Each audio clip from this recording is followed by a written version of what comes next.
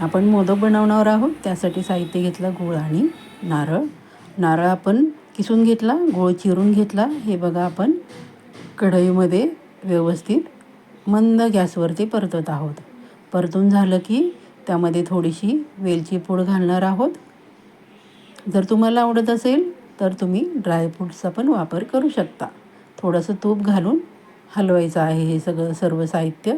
आमच्या धण्यांना आवडत नाही म्हणून मी ड्रायफ्रूट्स नाही घातले. घट्ट कणिक मळून त्याच्या अशा लाट्या लाटून घेतल्या आणि त्याच्यावर सारण भरून व्यवस्थित मोदकासारखा आकार दिला आहे. बघू शकता आपण कढईमध्ये पाणी ओतून त्याच्यावर चाळणी ठेवली, त्याला तेल लावून मोदक ठेवलेत. अशा प्रकारे फोडून घेतले.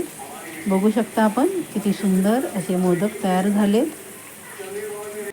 जेवणाचं ताट बघा, चपाती, भात, भाजी, मोदक आणि रस. या जेवायला सर्वांनी.